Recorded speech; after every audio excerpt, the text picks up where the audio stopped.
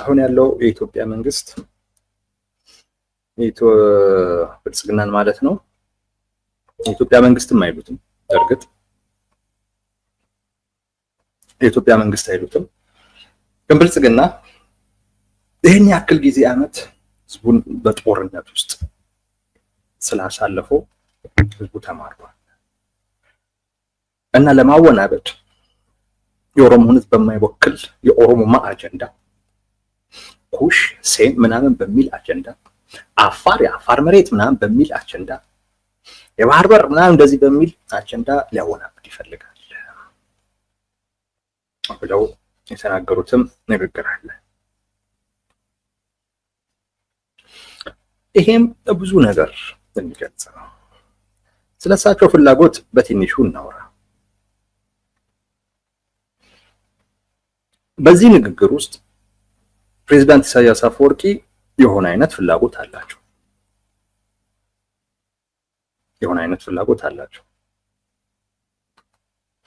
ለመሰላችሁ ይሄንን እንመለው ኦሮሞማ፣ ኩሽ፣ ሴም ምናምን የሚባሉት ነገሮች በአብዛኛው የብልጽግና ቋንቋዎች አይደሉም።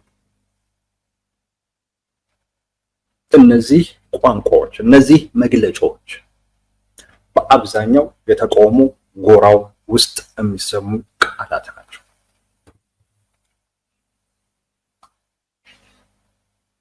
ቢያንስ ያለውን አገዛዝ ለመተቸት ሲባል የሚቀርቡ ቃላቶች ናቸው። ከባህር በር ጋር በተያያዘ ያለውን ነገር ኩሽ ሴም በሚል ይቀርባል። የአንድ ወገን ብሔርተኛ ኃይል ነው ይሄ አካል ለማለት ደግሞ ኦሮሞማ የሚለው አካል ቃል ይጠቀማል በአብዛኛው። ፕሬዝዳንት ኢሳያስ አፈወርቂ እነዚህን ቃላቶች ለመንግስት ሰጥተው መንግስት በእነዚህ ቃላቶች እያወናበደ ነው ሊሉ የፈለጉት ይሄንን ሳይሆን እነዚህን ቃላቶች መልሰው ወደ ኢትዮጵያ የፖለቲካ መድረክ ውስጥ ማምጣት ነው የፈለጉት እና ፍላጎታቸው ምን እንደሆነ ታርጌታቸውም ደግሞ ማን እንደሆነ በግልጽ ያሳያል። ፍላጎታቸው መከፋፈል፣ ታርጌታቸው ደግሞ የኦሮሞ ህዝብ ስለመሆኑ በግልጽ የሚያሳይ።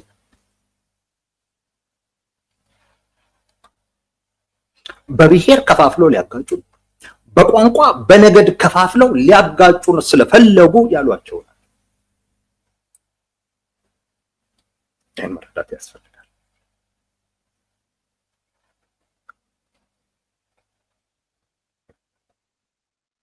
መረዳት ያስፈልጋል። የእሳቸው ፍላጎት ያ ነው። አሁን ላይ በስልጣን ላይ ካለው የኢትዮጵያ መንግስት ጋር ችግር ውስጥ ስለገቡ እሱን ለማዳከም የሚጠቀሟቸው ስልቶች እነዚህ ናቸው። መከፋፈል፣ በቋንቋ በነገድ መከፋፈል፣ ሲያልፍም ማጋጨት፣ አንድ ሆነን እንዳንቆም ማድረግ። ለዛ ነው የኤርትራ መንግስት ኢትዮጵያውያን እርስ በርስ በቋንቋ በምናምን እንድንፋጅ የሚፈልግ አካል፣ በዛ እንድንጣላ በዛ እንድንጋጭ የሚፈልግ አካል። እሱን በደንብ የሚያሳይ ዓላማው ኢትዮጵያን ማፍረስ ነው ስንል አንዱ ማሳያ ከዚህ በኋላ የሚሆነው ይሄ የፕሬዝዳንት ኢሳያስ አፈወርቂ ንግግር ነው።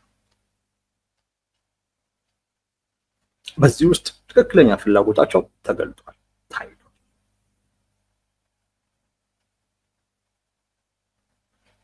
ግን ያ ብቻ ግን አይደለም።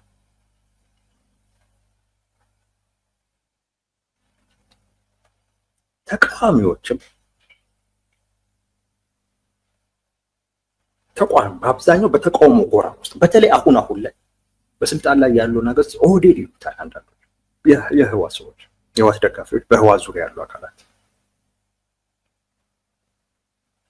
ያን አጀንዳ ከየት እንደተቀበሉት ማሳያ ጭምር።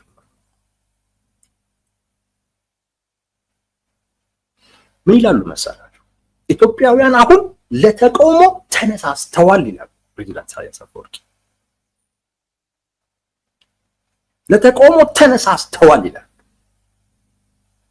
ያ ማለት በተቃዋሚዎቹ ዘንድ የምታዩት ጥድፊያ ሁሉ ከማን እንደሆነም ጭምር ማሳያ ነው። በረባ ባረባው ነገር በሙሉ የፖለቲካ አጀንዳ እያደረጉ ነገሩን ለማጦዝ እየተፈለገ ያለበት ዋነኛው ምክንያት ይሄ ነው።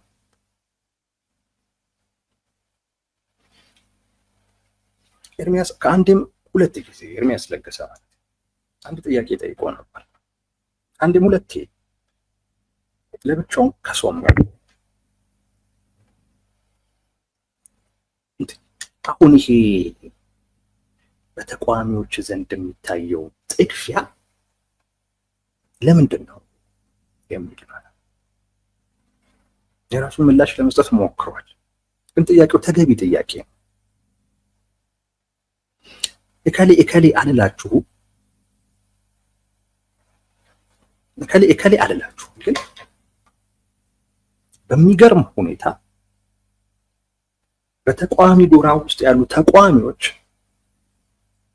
ትልቅ ጥድፊያ ላይ ናቸው። የሆነ ነገር መፍጠር አለብን ማለት መንግስትን በሆነ ውስጣዊ አጀንዳ ውስጥ ለመጥመድ በጣም ጥድፊያ ውስጥ ናቸው። ስራቸው ነው። እኔ ከዚህ ጋር ችግር የለብኝም። ስራቸው ነው። ገና ለገና መንግስት የሆነ የቀይ ባህር አጀንዳ ስላነሳ ምናምን ነገር ከዚህ ስራቸው መቆም አለባቸው ብዬ አላስብም። ኦፍኮርስ የራሱም የሆነ ጥቅምም አለው።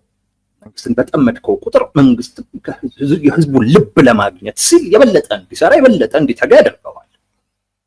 የተቃውሞ እንቅስቃሴ ሲፋዘዝ ምንም ሳይሰሩ 30 ምናምን ዓመታት እንደሚቆዩ መንግስታቶች መቆየት የሚችሉ አገዛዞች ኢትዮጵያ ውስጥ መኖራቸው የማይቀር ነው። ያስፈልጋል። እኔ እዛ ላይ ችግር የለብኝም። ግን በደንብ አስተውሉት። ጥድፊያውን ማለት ነው። በደንብ ካስተዋላችሁት ስለ ሀገር ምንም አይታሰብም። የሞራል ጉዳይ ምንም አይታሰብም። ስለ ህዝቡ የራሱ ጉዳይ አሁን ለምሳሌ ደግሞ አለ የጤና ባለሙያዎች ጉዳይ መብታቸው ነው። ጥያቄያቸውን በጣም ፌር ነው። አንዳንድ ሰዎች ደስተኛ እንዳሉ ነው አይቻለሁ። እኔ በእኔ አቋም ማለት ነው። አይሁኑ አይመለከተኝም። በራሱ በጣም ደስተኛ ያልሆኑበት ምክንያት ትክክል ስለሆንኩ እንደሆነ አውቃለሁ። ድሃ ቢሞተስ የሚል ጥያቄ እና ተጠያቂው መንግስት ነው ይላል። ኦኬ አሁን ስለ ተጠያቂና ተጠያቂ ስላለመሆን አይደለም የምንኖረው እሱ አይደለም። መጀመሪያ ማድረግ ያለብን ድሃው እንዳይሞት ነው።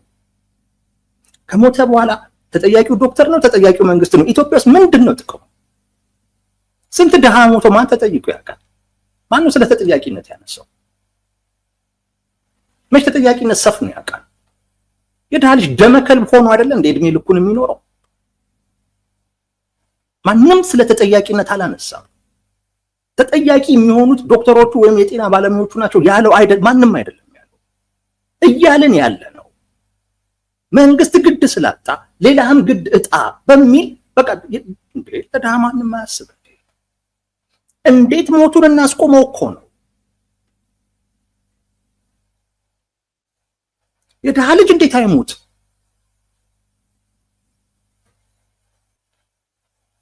በቃ መሞት ስለሌለበት የጤና ባለሙያዎቹ ስራ ማቆም የለባቸው። አምቦልዴን ስናገር ለምን ድሃ እንዳይሞት ነው። ድሃ መሞት ስለሌለበት እሱ ከሞተ በኋላ አንተ ነህ ተጠያቂ ያለ የለም፣ መንግስት ነው ተጠያቂ ያለ የለም። ኢትዮጵያ ውስጥ ተጠያቂነት የለም። ይሄን እናውቃለን። ግን ድሃ እንዳይሞት አንተ የደሞዝ ጥያቄ ያለብህ ግን ከአንድ የድሃ ልጅ ህፃን ልጅ ስንቶች ናቸው ልጆቻቸውን ይዘው ሲያለቅሱ የታዩት? የእሱ ሞት አያምህም ወይ ነው? ታዲስ ሞራል አንተ ቤት በመቀመጥ ምክንያት ይሄ ልጅ አያሳዝንህም ወይ ነው? እሱ በመሞቱ ዲዩ ቲንክ መንግስት ደሞዝህን የሚጨምርልህ ይመስልሃል? ደሞዝህም ላይ ይጨመርልህ፣ ግን የድሃ ልጅ ሞተ። እንዴት ድሃው እንዳይሞት እናድርገው ነው የሞራል ጥያቄው። እዛ ጋር ነው ያለው። ተጠያቂው መንግስት ማን ነው የሚጠይቀው? ስንት ሰው ሞቶ የለም ማን ጠየቀው? ስለ ተጠያቂነት አይደለም። እና እኔ መቃወሙ ሳይሆን ግን መርህ የለውም፣ ሞራል የለውም። የሀገሪቱ ጉዳይ እንዴት ነው የሚሆነው? ምንም የሚታወቀ ነገር የለም። ብቻ ይሄ መንግስት መጠመድ አለበት። ለኔ የኤርሚያስ ጥያቄ በጣም እንዳስበው እንዳሰላስለው ያደረገኝ ይሄ ፓርት ነው። መቃወማቸው አይደለም። መቃወማቸው ስራቸውን ቀጥሉበት፣ በርቱ። እንደውም አንድ ላይ ደግሞ ሆናችሁ ተቃወሙ። ይሄ ተበጣጥሶ ምናምን ነገር ምንም ጥቅም የለውም። አንድ ላይ ሆናችሁ ቢያንስ በሚያግባባችሁ ነገር አንድ ላይ ቆማችሁ ሲተቆሙ እሱ ጥሩ ነው። በርቱ። ግን ምን ይኑረው? ስለ ሀገር ይታሰብ። ቢያንስ አማራጭ ስለሌለው ድሃ ይታሰብ። ስለ ሀገሪቱ እጣ ፈንታ ይታሰብ። ስለ ሞራል እናስብ። ስለ ራሳችን፣ ስለ መርህ እናስብ። ስለ ራሳችን በጣም እንደሚያስቡት ስለ ሀገር አንድነት ያስባሉ፣ ስለ መርህ ያስባሉ፣ ስለ ሞራል ይጨነቃሉ የምላቸው ሰዎች በዚህ ጥድፊያ ውስጥ ሳያቸው ኖ ኖ ኖ ይሄ ተቃውሞ ጥድፊያ በዚህ አይነት መልኩ መምጣቱ ኦፍ ኮርስ ምንድን ነው የሚለውን የኤርሚያስን ጥያቄ እንዳስባል።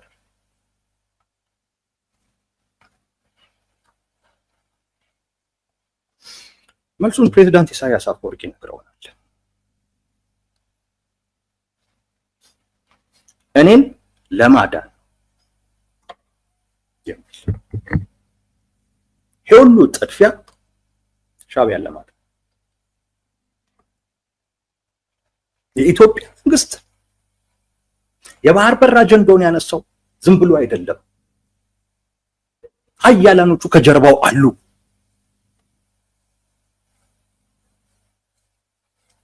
ኦሬዲ ዝግጅት ተደርጓል። ኦሬዲ የተወሰነ ጉዳይ ነው። የኢትዮጵያ ህዝብ ለተቃውሞ መነሳሳት አለበት። ብልጽግና በውስጥ አጀንዳ ውስጥ መጠመድ አለበት። አቅጣጫ ነው የተሰጠው።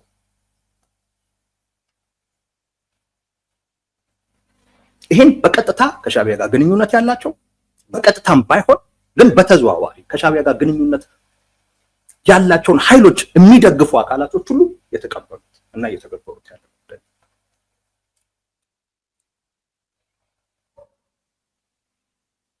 አሁን የኢትዮጵያ ፖለቲካ በኢትዮጵያ መንግስትና በኤርትራ መንግስት መካከል ላይ ባለው ውጥረት በሁለቱ እንቅስቃሴ የሚወሰን ነው። ሁለቱ ሲስማሙ ደናሚ፣ ሁለቱ ሲጣሉ የሚወጥ ዚስ ማች ነው የኤርትራ መንግስት ጣልቃ ገብነት በኢትዮጵያ ፖለቲካ ውስጥ። ይሄን ያክል ራሱ ሰርስሮ ገብቶ ሳይሆን ነገር ግን የኢትዮጵያ ተቃዋሚዎች በሙሉ ሻዕቢያን የመጠጋት የቆየ ሱስ አለባቸው። በራሳቸው ያን ማድረግ እንችላለን የሚል እምነት የላቸው። ግን ከሻዕቢያ ጋር የመስራት እና ሻዕቢያን ከያዘን እናሸንፋለን የሚል እንዴት የመጣ ስነ ልቦና እንደሆነ አላውቅም። እንደዛ አለ ከድሮ የአሁኖቹም እንደዛ ናቸው። ህዝባቸው ላይ እምነት የላቸው። በሙሉ ወይም በከፊል ከህዝባቸው ተነጥለዋል። የፖለቲካ ኃይሎቹ የኤርትራን መንግስት ተጠግተዋል። እነሱን የሚደግፉ በእነሱ ዙሪያ ያሉ ሰዎች ወደውም ይሁን ሳይወዱ እነሱን ሰርቫይቭ እንዲያደርጉ እንዲድኑ ሲሉ በማወቅም ባለማወቅም የኤርትራ መንግስት አሁን በኢትዮጵያ ውስጥ ያለውን አጀንዳ ለማስፈጸም እየሰራ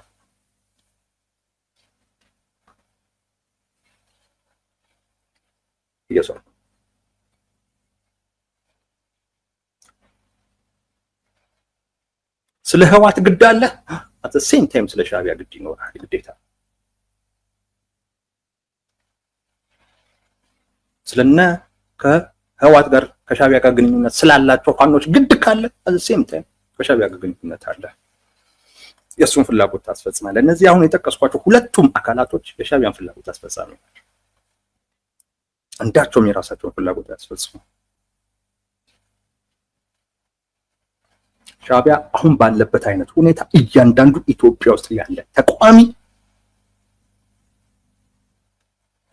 የሻዕቢያን ድጋፍና እርዳታ ማግኘት ካለበት ያለ ማወላወል ያለ ለምን የሚል ጥያቄ አርግ የተባለውን ማድረግ አለበት ምክንያቱም አደገኛ ሁኔታ ከፊት ለፊቱ እየመጣ እንደሆነ ተረድቷል ፕሬዝዳንቱም ያንተናግረው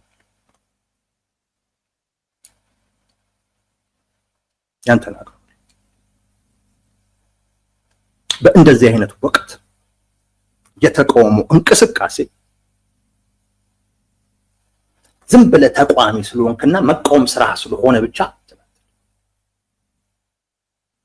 ታስባለህ በዚህ ውስጥ የማን ፍላጎት ሊሳካ ይችላል በዚህ ውስጥ እንደ ሀገር እንደ ህዝብ ምን እናገኛለን ምን እናጣለን በዚህ ውስጥ ሰው ምን አለው ማለት ነው የተመጠነ ከዛኛው የተነጠለ ነገር ለማድረግ የሚያስፈልግ ያን ጥያቄ መልሷል የፕሬዝዳንት ኢሳያስ አፈወርቂ ንግግር የኤርሚያስን ጥያቄ ምንድነው የተቋሚዎቹ ጥያቄ ለምንድነው ከሞራል ያፈነገጠው ለምንድነው መስመር የሌለው ለምንድነው የተገኘውን አጀንዳ በሙሉ ፖለቲሳይዝድ አድርጎ መንግስትን በዛ ለመወጠር እየተሞከረ ያለው ለምንድነው ኢቭን መከላከያን ሁሉ የመነካካት ጉዳይ ውስጥ እየተገባ በደሞዝ ሰበብ እውነት ደሞዛቸው አሳስቦን ፕሬዝዳንት አፈወርቂ አቅጣጫውን ሁሉ ነው የሰጡት እና በዚህ ውስጥ የኢትዮጵያ የፖለቲካ ትክክለኛው ነው ዋነኛው ችግር ውስጣዊ ሳይሆን እንደም ውጫዊ መሆኑን ያሳየ ንግግር ነው ፕሬዝዳንት ኢሳያስ አፈወርቂ ንግግር ኦፍ ኮርስ ኢትዮጵያውያን ልዩነት አለ ኦፍ ኮርስ ቅራኔ አለ ግን ቁጭ ብለን በመወያየት እንዳንፈታ በርስ በርስ ጦርነት እንድንጠመድ የሚያደርገን ከውጪ የሚገባ መሳሪያ ነው ከውጪ የሚኖር ድጋፍ ነው ቲፒኤልኤፍ በዚህ ሰዓት የኤርትራ መንግስት ባይኖር ሻዕቢያ ባይኖር ኖሮ እንደዚህ ባልሆነ ስርዓቱን ይይዝ ከህግ ከስርዓት ባላፈነገጠ ችግር እንኳን ካለ በፖለቲካ በህጋዊ በሰላማዊ መንገድ መታገልን በመረጠ ነው መሳሪያ ማግኘት የሚችልበት እድል መግባት መውጣት የሚችልበት እድል ካገኘ ሁሉ ጊዜም ጦርነት የሚያምረው ኃይል ነው እንዳያ ፒኤልኤፍ ላይ ይጉላ እንጂ ሌሎቹም ተመሳሳይ ነው ይሄ ሆኖ ለምንድን ነው ከውጪ በርቱ እያለ የሚሰጥ ስላለ እዚህ ለውይይትም ተቀመጥ ብትባል አትቀመጥም መሳሪያ ይዘን ትቀመጣለህ የኢትዮጵያ መሰረታዊው ችግር እኔ ነኝ ብለው እጅ እንደማውጣት ያክል ይሄ ንግግር እንደዛ ትክክለኛውን ችግር ነው የለየው። ትክክለኛውን ችግር እና ትኩረታችንም ትክክለኛው ችግር ላይ መሆን አለበት። ከስር ያለውን ዝም ብሎ እየፈቱ በግጭት አዙሪት ውስጥ መቀጠል ይቻላል። ዋነኛው ችግር አደባባይ ላይ ወጥቶ ስለ ራሱ ማውራት ሲኖርበት እሱን ትቶ ስለኛ ያወራው አቅጣጫ የሰጠው ስለኛ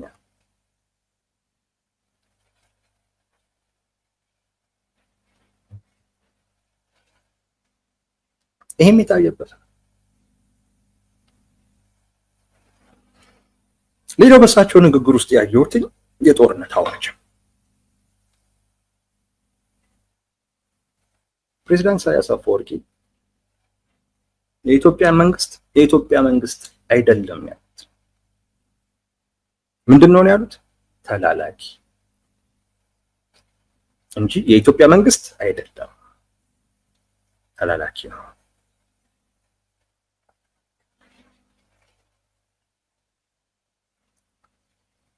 አንድ መንግስት ሌላኛውን መንግስት የማወቅ ግዴታ አለበት።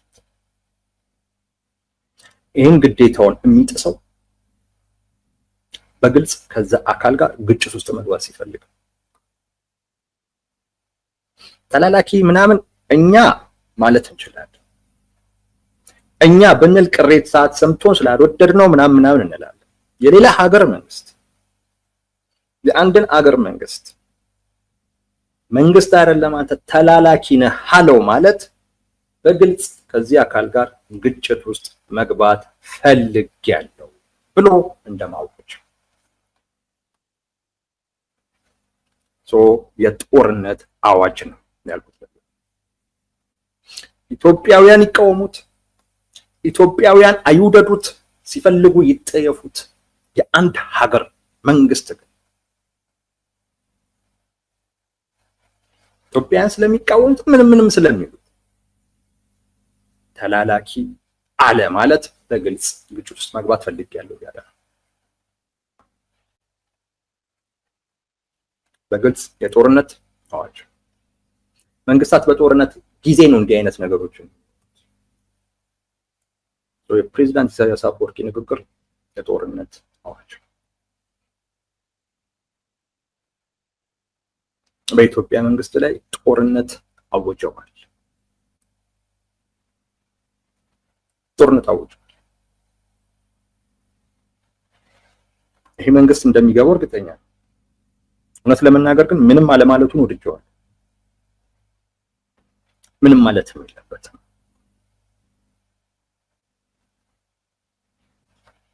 ኦፍኮርስ የሆነ ነገር መባል አለበት፣ ግን ሁሉም ነገር በንግግር አይባልም። በጊዜው በትክክለኛው አይነት መንገድ ለዚህ የሚገባውን ምላሽ መስጠት ያስፈልጋል። አንድ መንግስት የሌላን ሀገር መንግስት እንደፈለገ እየተሳደበ በሰላም መቆየት ይችል አይመስልም። ሰላም የሚፈልግ አካል ግንኙነቱን ጥሩ ያደርጋል እና ግጭት በግልጽ መፈለጋቸውን የሚያሳይ ነው።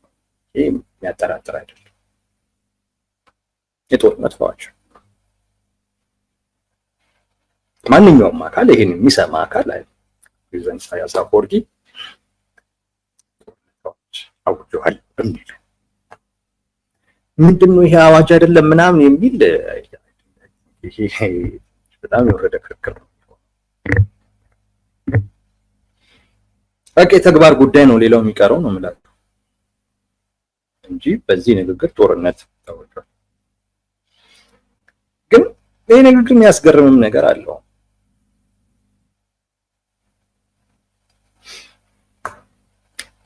ስለኔ አንድ ነገር ልንገራችሁ፣ ቆይ ግልጽ እንዲሆን። እኔ የፈለገ እንደው የራሴ የምለውን አካል ማለት ነው የፈለገ ብቃወመው የፈለገ ቢበድለኝ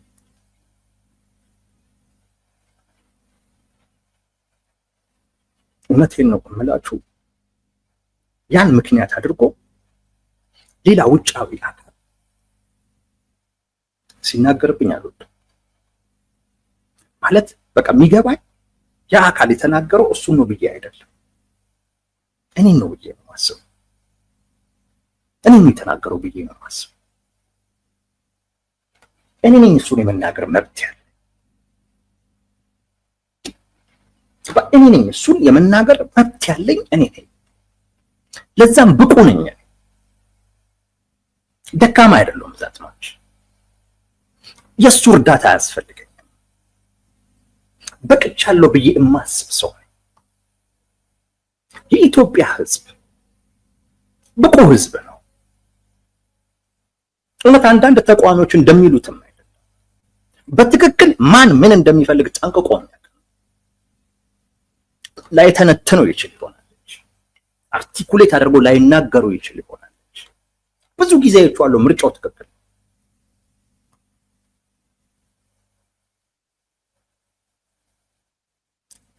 እና ቅድም እንዳልኳችሁ የማይሰራ መንግስት አይቀመጥም ኢትዮጵያ ውስጥ። እያንዳንዱ የመጣውን መንግስት ተመልከቱ። ደርግ 17 ዓመት ሲዋጋ ይሰራል። ያሁኑ ብልጽግና ስራውን ልትወዶ ላትወዶ ትችላለህ፣ በምክንያት ምናምን ልትልበት ትችላለህ እንጂ ግን እየሰራ ነው። ኢህአዴግ እየሰራ ነው።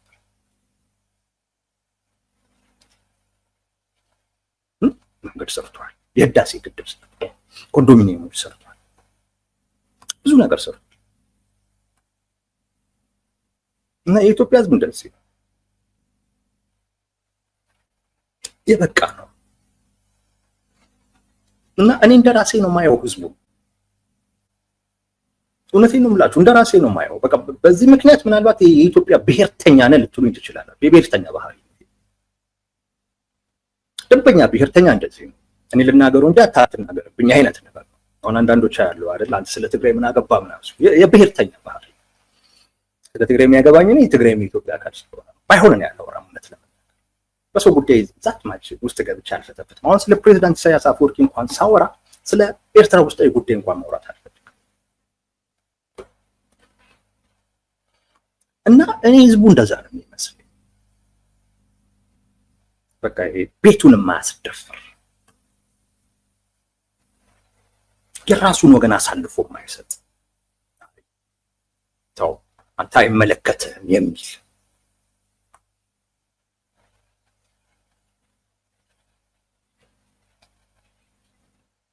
እና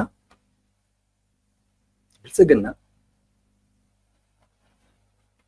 እኔ ተቃዋሚ ነኝ፣ ግን ከንግግሬ እንደምትረዱት በዚህን ወቅት ላይ በጣም ጥንቃቄ ያስፈልጋል ባይ ነኝ።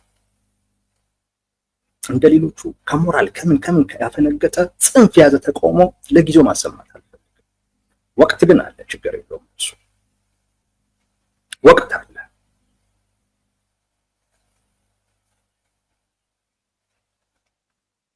ተቃዋሚ ሰው እንዲህም ስላደረገኝ ፕሬዝዳንት ኢሳያስ አፈወርቂ ሲናገሩት ግን ምሬ ነው የምላችሁ ደስ አይለኝም። በብዙም አልወድም። ምን አገባቸው? ደርሶባቸው ከሆነ በደረሰባቸው ነገር መናገር። ግን በዚህ መጠን ብልጽግና እኮ ቢያንስ የኛ ነው፣ ኢትዮጵያዊ ነው። ቢያንስ ኢትዮጵያዊ ነው። ያን ቲፒኤልኤፍ እንቃወማለሁ፣ አምሬም እናገራለሁ። ሌላኛው ውጫዊ አካል ግን ሲናገሩ ደስ አይለኝም። አሁን ፕሬዝዳንት ኢሳያስ አፈወርቂ በቀጥታ አልተናገሩትም፣ ግን አዋርደውታል። በዚህ የምናደደው በቲፒኤልኤፍ ነው። ምክንያቱም ሄደው ራሱን ነው ለእንደዚህ አይነት ጉዳይ አሳልፎ የሰጠ እንጂ ባይሰጥ ውስጥ ሆኖ ቢሆን የኤርትራ መንግስት እኮ ትግራይ ውስጥ እኮ ሲገባ ቁጥር አንድ ተቃዋሚዎች እኮ እኛ እኮ ነን። ዛሬ ግን እንድንደግፋቸው የሚፈልጉ ደግሞ አሉ። ይገርም ብልጽግና ስለሆነ መሰለህ የምንቃወመው መቆም ስራችን ስለሆነ እኮ አይደለም የምንቃወመው ነገር ስናገኝ፣ ለዚያም ደግሞ ጊዜ መርጠን ወቅትም መርጠን የተቃውሟችንን መጠን ልንቀንስ ልንጨምር እንችላለን።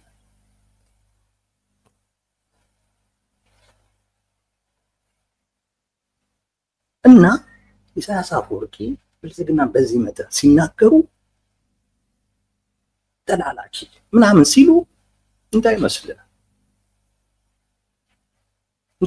አንተ ነው የተሰደብከው፣ እንዳይመስልህ አንተ ነው የተደፈርከው፣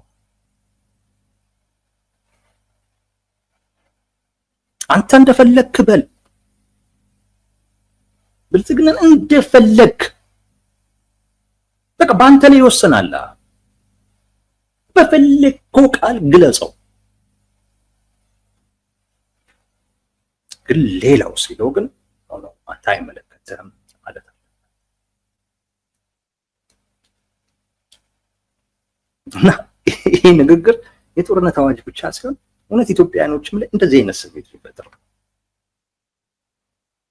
ማናቸው ፕሬዝዳንት ኢሳያስ አፈወርቂ በዚህ መጠን ለመናገር?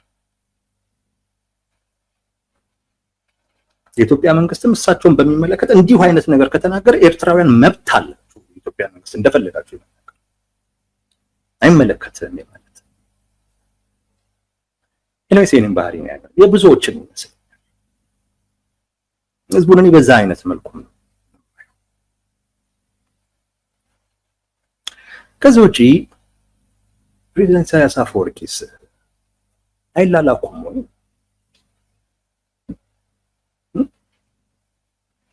አይላላኩም።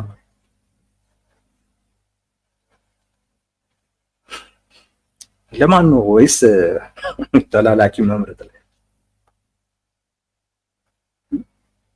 ስለ ህዳሴ ግድብ ፕሬዝዳንት ኢሳያስ አፈወርቂ ሲናገሩ ማንን ለማስደሰት? ምን አግብቷቸው? አባይ የነሱ የህልውና ጉዳይ አይደለም። አባይ ከኤርትራውያን ጋር አይገናኝ እና የአባይን ጉዳያቸው አድርገው በንግግራቸው ውስጥ ጠቅሰው የነዛ አጀንዳ ነው ለማለት ለምን ደፈሩ? ይህም በማለት ማንም ይደሰት? ኤርትራውያን የህዳሴ ግድብ በመገደቡ ምንድነው የሚጎዱት? ምንድነው የሚያጡት? ምንስ ይመለከታቸዋል? አይገናኝም። ሱዳን ቢናገር ኦኬ፣ ግብጽ ቢናገር ኦኬ፣ እነሱንም አቋርጦ ስለሚሄድ በተለይ ደግሞ ለግብጽ ህልውናችንም ነው ምናምንም ስለሚሄድ ኤርትራውያንን አቋርጣቸው አይነካቸው። ምን ያገናኘዋል? እና ይሄ ንግግር ተላላኪነትን ያሳያል።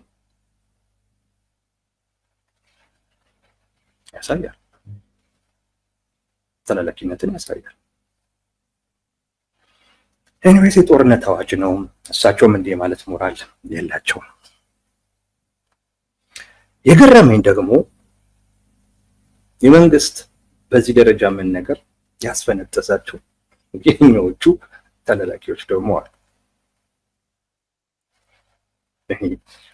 እንደው ተላላኪ በተላላኪ ሲስቅ ማለት በጣም እኮ የሚገርም።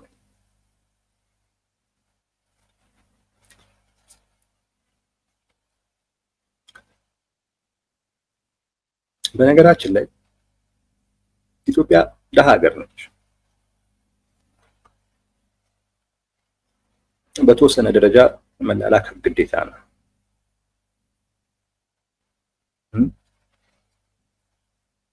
ፕሬዚዳንት ኢሳያስ አፈወርቂ ምዕራባውያንን አልፈልግም ምናምን ብለው ክብራቸውን ጠብቀው አይደለም የሚኖሩት።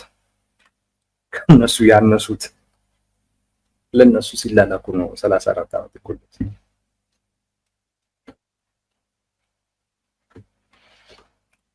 በተወሰነ ደረጃ መላላክ ግዴታ ነው። ኤኒዌይስ እሱን ለማውራትም አይደለም። ግን ለፕሬዝዳንት ኢሳያስ አፈወርቂ የሚላላኩ ኢትዮጵያ ውስጥ ያሉ ተቋሞች በዚህ ንግግር ሲደሰቱ አየው። ቅድም እንዳልኳችሁ እንደ አንድ ኢትዮጵያዊ ደስ አይልም። እንደውም ቅር የሚያሰኝ እና ጥርስ የሚያስነክስ ነው። እንደው መንግስትን እንኳን ብትጠላ ቢያንስ አትደሰትበት፣ አትፈነጥዝበት። ያው ለዚያም አንተ ተላላኪ ሆነ ለዚያም የራስህን ቤት ልታፈርስ እየተላላከ ነው።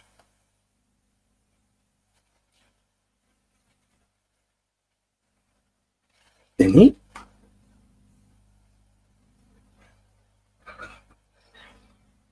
ማለት ተቃውሞ ልክ እኮ አለው። ሰው እንዴት ራሱን ይቃወማል? ሰው ምንድነው እንደዚህ አይነት ስሜት ውስጥ የከተተ? እንዴ ትንሽ ገራ እናድርገው እንጂ አይሳካማ። ማለት ራስን ትዝብት ውስጥ ትጥላለህ እንጂ በስሜት የሚደረግ ተቃውሞ እኮ አይሳካም። አንድ ነገር ልንገራችሁ። እኔ ኤርትራውያን ወዳጆች አሉ፣ የመንግስታቸውን የሚቃወሙ የሚደግፉ። እንደውም አብዛኞቹ መንግስታቸውን ይደግፋሉ። ኤርትራውያንን በዛ ነው የሚታወቁት። አሁን ይኸው እንግዲህ ረዥም ጊዜ ሌላ ሀገር ላይ ስለኖሩ ሀብትም ንብረትም ምንም ሲያፈሩ በአፈሩም ደግሞ የሚያዩት ምናምን ነገር እኛም እኮ ሀገር ያስፈልገናል ብለው እንዲጠይቁ አደረጋቸው። በተለይ ሀብት የሚያፈሩ ሰዎች የት ያደርጉታል? ሀብቱ ነው ያስቡት ሌላ ሀገር ላይ ሆነ። በተለይ አፍሪካ ምናምን ሀገር ውስጥ ደግሞ ሲሆን አስቡት፣ የሆነ ነገር እኮ ቢነሳ የሚያጡት ሀብት ነው እና ለምንም ነገር ሀገር ነው። በነገራችን ላይ ከሀገር ስትወጣ የሀገር ትርጉም ይገባል። ኢትዮጵያውያን አለመውጣታችን ጎድቶናል። እውነቴን ነው የምላችሁ፣ ጎድቶናል። ንጽጽራችን ከእኩዮቻችን ጋርም አይደለም። በመውጣታችን የተሻለም ነገር እናያለን፣ የባሰም ነገር እናያለን እና ሁል ጊዜም እይታችን ሚዛኑን የጠበቀ ይሆናል። በመውጣታችን ላለን ነገር ዋጋ ሁሉ ልንሰጥ እንችላለን። ማለት እዛ ሆነን ዋጋ ያጣብን ጉዳይ ራሳችን አይደለም እንደምንለው በእጅ የያዙት ወርቅ እንደምንለው እንደዛም ነገር ይሆናል። አንዳንዴም በጣም ጽንፍ የሚያዘ ተቋሚም ልንሆን እንችላለን። እንደምናየው እዛ የምናየውን ነገር ለራሳችን ለህዝባችን ከመመኘትም አንፃር በጣም የምንቻኮል ተቋሚዎችም ልንሆን እንችላለን። አንዳንዴ ደግሞ ካለንበትም ሁኔታ አንፃር አይ ነገር አገር አንፃር ብለን ትንሽ ሚዛን ልንጠብቅ እንችላለን እና ኢትዮጵያውያን የምንወጣ ህዝቦች አይደለም። እኔ ከሀገር ከወጣሁ በኋላ ነው ያየሁት። ኢቭን ከሀገር ስንወጣም ትንሽ ኢትዮጵያውያን ውስጥ እንዳለነው አይነት አይደለም። የሰው ሀገር ላይ ምናምን ስንሆን ትንሽ ግራ ነው የምንጋባው። ኤርትራውያን፣ ሶማሌ ምናምን ብትሏቸው በቃ ከሀገሬው ሰው በላይ ባለመብት ነው። ስደትን ተለማምደውት ማለት በጣም ስለተለማመዱት ስደትን ባለቤት ነው የሚሆኑት ከሀገሬው ሰው በላይ ማለት። ኢትዮጵያውያን እንደውም ትንሽ ተሰቀቅነናል። የሰው ሀገር እንዳለን ይሰማናል። ያው እነሱ ሀገር ስለሌላቸው ያሉበትን ሀገር ነው ሀገር የሚያደርጉት እና እንደዚህ ሲሆኑ ሀገር ያስፈልገናል ብለው እንዲያስቡ አድርጓቸዋል። እና በተወሰነ ደረጃ አሁን ላይ መቆም ጀምሩ እንጂ ኤርትራውያን በጣም ሀገራቸውን ይወዳሉ። በጣም አሁን እኛ ፕሬዝዳንት ኢሳያስ አፈወርቂ ምን እንዲያደርጉ መብት የለ ቅርጥሴ እንዲህ እንላለን። ግን የፈለገ ቢሆን እውነት ያለፉበት ሂደት ራሱ በጣም አስቀያሚ እንኳን ሆኖ ህፃናት እንኳን ሆኖ ገና በጉርምስናቸው ጊዜ ሁሉ ተሰደው ግን ለሀገራቸው ያላቸው ስሜት የሚገርም ነው። በቃ ሀገራቸውን ይወዳሉ። ይወዳሉ ብቻ አይደለም፣ በስሜት ብቻ አይደለም፣ ልክም እንደዛ ነው ብለው የሚያስቡት እና ከራሳቸው ሰው ውጪ መንግስታቸውንም ሆነ ሀገራቸውን ሲናገሩባቸው አይወዱም። እንዳልኳችሁ እኔም ጋር አለ ያልኳችሁ አይነት ብሔርተኛ ስሜት። እኔም ስለ ሀገሬ ስለ መንግስቴም ማንም ሲናገር ደስ አይለኝም፣ የራሱ ኢትዮጵያዊ ካልሆነ በስተቀር። ኢትዮጵያዊ እንደፈለገ ይናገር፣ ግን አንድ ኤርትራዊ ግን ሲናገር መስማት የማይፈልግ በመጥፎ ሁኔታ ማለት ነው። አንድ ሶማሌም እንደዛ ሲናገር ደስ አይለኝም። ሁሌም ቢሆን እንደዚህ አይነት ሰዎች ጋር እኔ ደጋፊ ሆኜ ነው የምቀር። ስደግፍም ደግሞ ይሄ ምክንያት ምናምን እየዘረዘርኩ አይደለም፣ አይመለከትም እንትን ስሜት አለ እና ኤርትራውያን እንደዛ ናቸው። በጣም ሀገራቸውን ነው የሚሉት፣ ልክም ነው ብሎም እሱን ነው የሚያስቡት።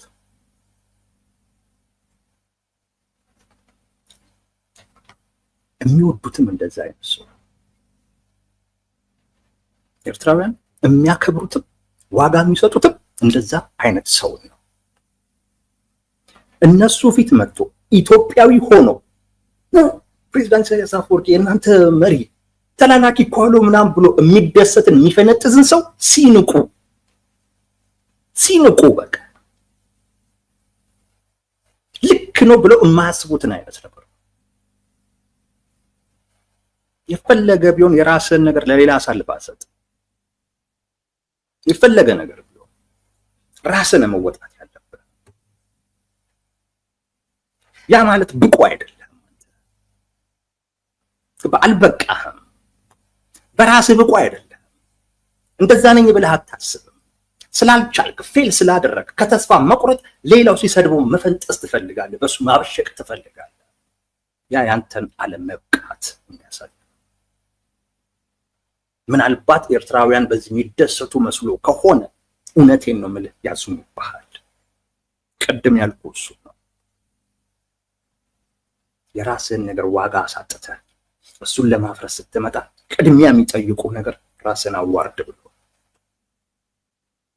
ራስን አደባባይ ላይ ወጥተህ አዋርድ ብለው ነው የሚጠይቁ።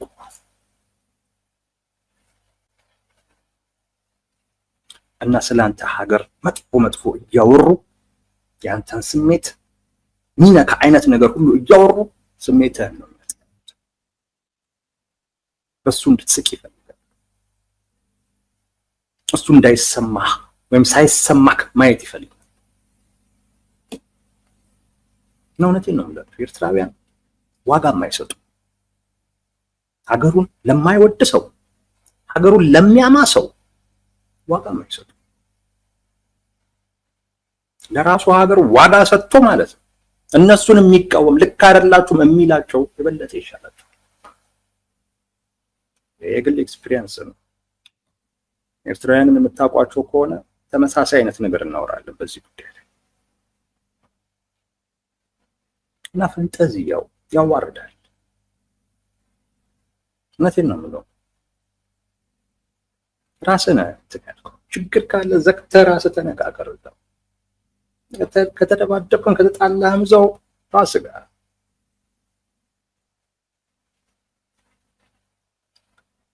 ጥሩ ባህሪ አይደለም ይወጡ ገመና ማስጣት።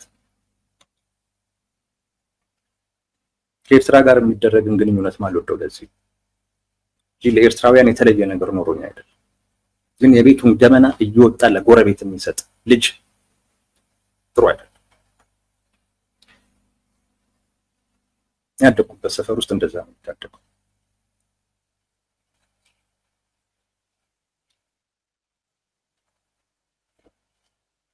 እና ይሄ ፈንጠዝያው ልክ አይደለም። ከዚህም ተላላኪ ደግሞ ሆነ ተላላኪነት ስድብ ነው ተብሎ የሆነ አካል ሲሰደብበት አንተ የምትፈነጥዝበት ምክንያት ምንድን ነው? ተላላኪነት ስድብ ከሆነ አንተ ተላላኪ ነህ፣ ለምንድን ነው የምትፈነጥዘው? ከኔ ተሰደበ እንዲህ ተብሎ ብለህ እንዴት ትፈነጥዛለህ? የተሰደበው እኮ አንተ በሆንኩ አይነት ነገር እኮ። ኧረ ግድ የለም ዋጋ አንስት፣ ለራሱ ዋጋ አንስት። የፈለገ በደል ይኖር የፈለገ ችግር ይኖር ቢያንስ ለራሳችን ያለንን ዋጋ እንጣ። በችግር ውስጥ ራሳችንን እናብቃ። ችግሩ እኮ እየገደልን እኮ ነው። በችግር ውስጥ ራስን ነው ማብቃት ያለብህ። መውጣት ነው ያለብህ ከዚህ ችግር። ታገል ራስን ለመውጣት። ሌላው እንዲያወጣ አትፈልግ። ልክ እንደ አህያዋ ማለት ነው። እንዴት አህያ ገደል ውስጥ ወድቃ በቃ ከዚህማ አትወጣም አርጅታለችም ብሎ ሚነዳት ሰው አፈር ይጭንባታል አሉ ላይ ዋለ። እንግዲህ ማስተማሪያ ነው፣ የእውነት አይደለም። ማስተማሪያ ነው። እና ከላይዋ ላይ አፈሩን እያራገፈች አፈሩ ላይ እየቆመች እያራገፈች አፈሩ ላይ እየቆመች በመጨረሻ ከዛ ጉድጓድ ወጣች። ያ ማለት ችግሩ አይቅበር። በችግር ውስጥ ብቁ ሁን፣ ውጣ፣ ከፍ እያልክ ሂድ፣ ራስን አሳድግበት። ተቋሚነትህ ነገ የተሻለ ሀገር ለመፍጠር የሚያስችል መንግስት ለመሆን አይደለም። ሰው በዛ ደረጃ ራስን አብቃ።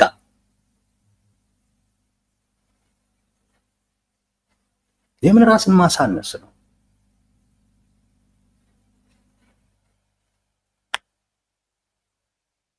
ለምን ስሜታዊ ሆኖ ራስን ትዝብት ውስጥ መጣል? ራስን እያበቃ በቃ እንደውም ለመንግስትነት ራስን ማብቃት ነው ያለበት። ተቋሚ ነኝ የምትለው እንጂ በዚህ ችግር ራስን እየቀበርክ ከሆነ ማገር ነው የምትቀብረው።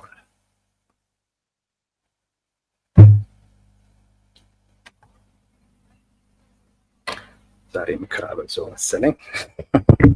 ኤኒዌይስ የኢትዮጵያ መንግስት ዝግጅት ምን ይመስላል ከዚህ አንፃር የሚለው አጭር ነገር ብቻ ነው የምናገረው። ይሄ አንደኛ ራሳቸው ፕሬዝዳንት ኢሳያስ አፈወርቂ ተናግረዋል። የኢትዮጵያ መንግስት እየተዘጋጀ ነው የሚል።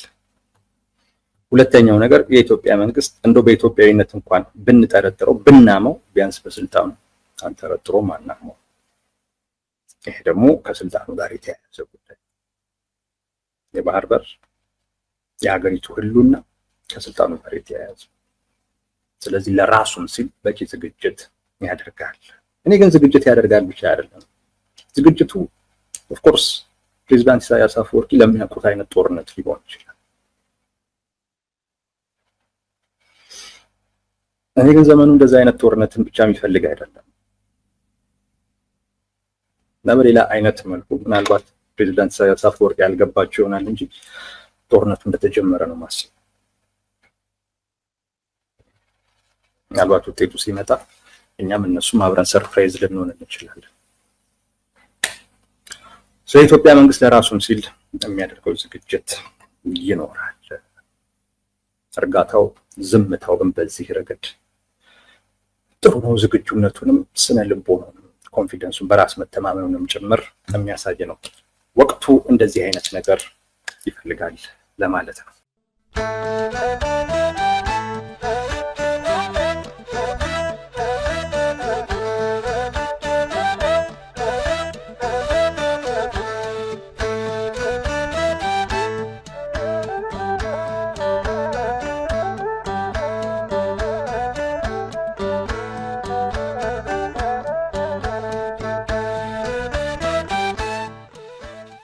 Yo,